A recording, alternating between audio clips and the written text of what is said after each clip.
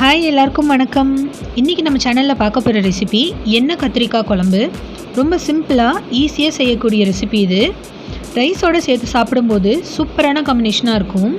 Subscribe பண்ண எல்லாத்துக்கும் ரொம்ப ரொம்ப தேங்க்ஸ். உங்களோட ஒவ்வொரு சப்போர்ட்டும் எனக்கு முக்கியம். Keep supporting me. இப்போ வாங்க வீடியோக்குள்ளே போயிடலாம்.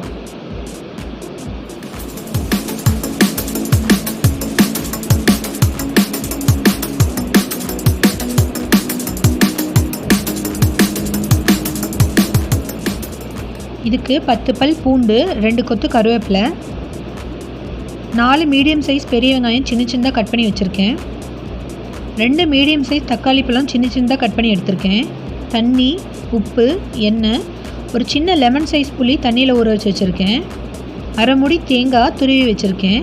தாளிக்கிறதுக்காக ஒரு மீடியம் சைஸ் பெரிய வெங்காயம் கட் பண்ணி வச்சுருக்கேன். உங்களுக்கு வேணும்னா நீங்கள் சின்ன வெங்காயம் கூட சேர்த்துக்கலாம். உப்பு, மிளகாத்தூள் 2 டீஸ்பூன், அரை டீஸ்பூன் மஞ்சத்தூள், 3லேருந்து 4 டீஸ்பூன் மல்லித்தூள், அப்புறமா அரை கிலோ கத்திரிக்காவை நான் தண்ணியில் ஊற வச்சு வச்சுருக்கேன். இந்த மாதிரி கட் பண்ணி சேர்த்துக்கோங்க தண்ணியில். இவ்வளோ தான் தேவையான பொருள். இப்போது கத்திரிக்காயில் நம்ம மசாலாலாம் சேர்த்துக்கலாம். அதுக்கு இதில் தண்ணியை வடிச்சிட்டு இந்த கத்திரிக்காவை எடுத்துக்கலாம். அதில் உப்பு, மஞ்சத்தூள், லாஸ்ட்டாக 1 டீஸ்பூன் மிளகாத்தூள்,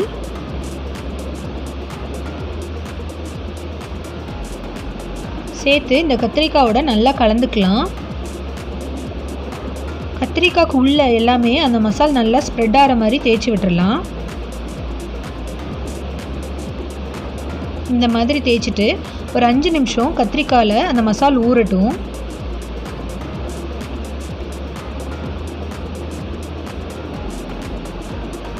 இப்போ இந்த கத்திரிக்காயெல்லாம் ஃப்ரை பண்ணிக்கலாம்.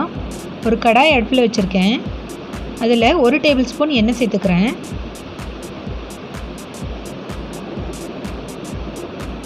எண்ணெய் நல்லா ஹீட் ஆகட்டும். இப்போ கத்திரிக்காய் இதில் சேர்த்துக்கலாம். கத்திரிக்காய் நல்லா வதங்கி வர மாதிரி எல்லா பக்கமும் திருப்பி திருப்பி போட்டு வதக்கிக்கலாம். நல்லா கலர் மாறி வரும். அந்த ஸ்டேஜ் வர வரைக்கும் நல்லா வதக்கிக்கலாம்.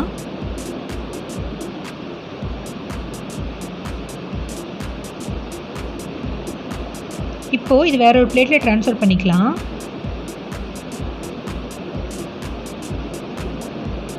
திரும்ப அதே பேனில் 2 டேபிள் ஸ்பூன் எண்ணெய் சேர்த்துக்கிறேன்.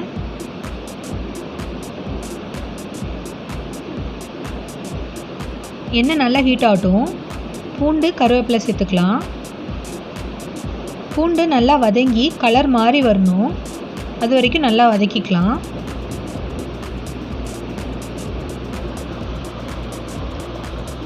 இந்த ஸ்டேஜில் நம்ம கட் பண்ணி வச்சுருந்த வெங்காயத்தை இதில் சேர்த்துக்கலாம்.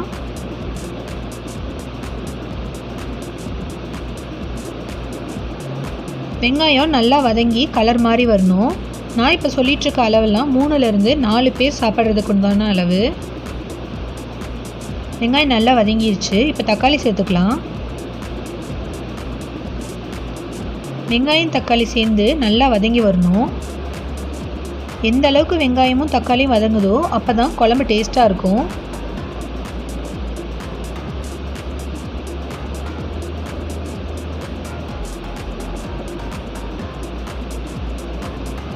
நல்லா வதங்கிருச்சு. இப்போ தேங்காய் துருவல் சேர்த்துக்கலாம். தேங்காய் துருவல் நல்லா வதக்கி அதுக்கப்புறம் அரைச்சாதான் குழம்புல லாஸ்ட்டாக வெள்ளை வெள்ளையாக வராமல் இருக்கும். இல்லைன்னா தேங்காய் நல்லா வதங்கலைன்னா குழம்புல கடைசியாக பார்க்கும்போது ஒயிட்டாக என்னமோ மிதக்கிற மாதிரி இருக்கும். தேங்காய் நல்லா வதங்கிருச்சு. கலர் மாறி வந்துருச்சு. இப்போது இது வேற ஒரு பிளேட்டில் ட்ரான்ஸ்ஃபர் பண்ணிக்கலாம். இது ஆறுனதுக்கப்புறமா தேவையான அளவு தண்ணி ஊற்றி ஃபைன் பேஸ்ட்டாக அரைச்சி எடுத்துக்கலாம். அவ்வளோதான். இப்போ குழம்பு செய்ய ஸ்டார்ட் பண்ணிடலாம். கடாயில் 3லேருந்து 4 டேபிள் ஸ்பூன் எண்ணெய் சேர்த்துக்கிறேன். நல்லெண்ணெய் தான் இந்த குழம்புக்கு டேஸ்ட்டாக இருக்கும். உங்கள்கிட்ட நல்லெண்ணெய் இல்லைன்னா கடலெண்ணெய் கூட சேர்த்துக்கோங்க. எண்ணெய் நல்லா ஹீட் ஆகட்டும்.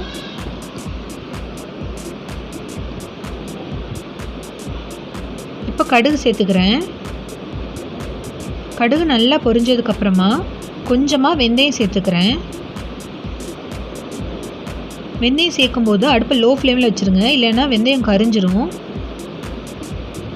வெந்தயம் லைட்டாக செவந்ததுக்கப்புறமா வெங்காயம் கருவேப்பிலை சேர்த்துக்கலாம்.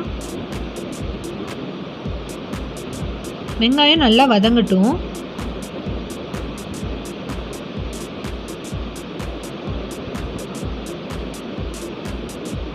இப்போது நம்ம ஃப்ரை பண்ணி வச்சுருந்த கத்திரிக்காவை இதில் சேர்த்துக்கலாம்.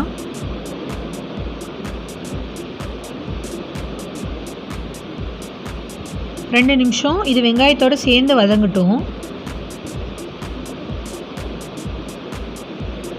இப்போ மசாலாலாம் சேர்த்துக்கலாம். அடுப்பை லோ ஃப்ளேமில் வச்சுட்டு மஞ்சத்தூள், மிளகாத்தூள், மல்லித்தூள், லாஸ்ட்டாக உப்பு. மிளகாத்தூளும் உப்பும் பார்த்து சேர்த்துக்கோங்க, பத்தலைனா கூட மறுபடியும் சேர்த்துக்கலாம். 2 நிமிஷம் எண்ணெயிலே வதங்கட்டும். இந்த மசாலாலாம் எண்ணெயில் வதங்கினாதான் குழம்பு டேஸ்ட்டாக இருக்கும்.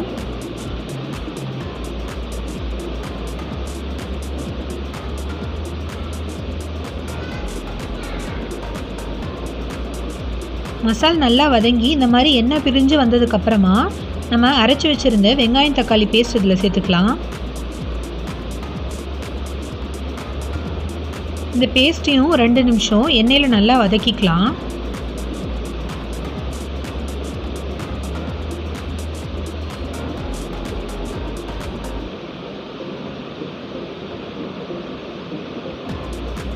இப்போது தேவையான அளவு தண்ணி சேர்த்துக்கலாம்.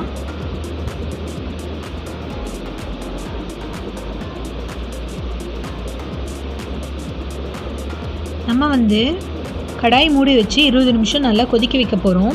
அதனால் தண்ணியை தாராளமாகவே ஊற்றிக்கோங்க, இல்லைன்னா அடி பிடிச்சிரும்.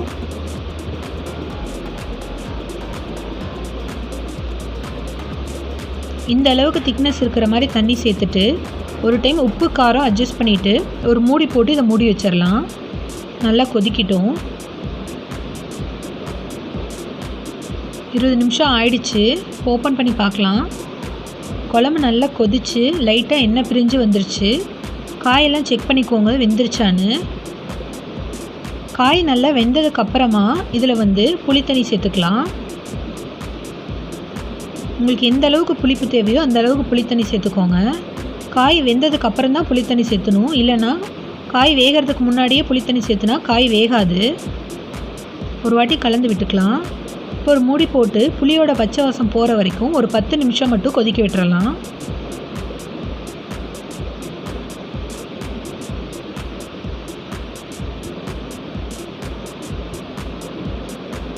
பத்து நிமிஷம் ஆயிடுச்சு. இப்போ ஓப்பன் பண்ணி பார்க்கலாம். அவ்வளோதான், நம்மளோட டேஸ்டான எண்ணெய் கத்திரிக்காய் கிரேவி ரொம்ப சிம்பிளாக ரெடி ஆகிடுச்சு.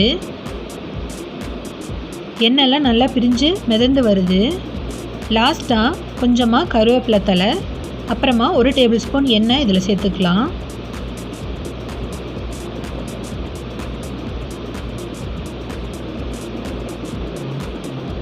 நீங்கள் இதே மாதிரியே செஞ்சு பார்த்துட்டு எப்படி இருக்குன்னு கமெண்ட்டில் சொல்லுங்கள். நீங்கள் ஒன்றும் நம்ம சேனல் சப்ஸ்கிரைப் பண்ணலைன்னா மறக்காமல் சப்ஸ்கிரைப் பண்ணிக்கோங்க.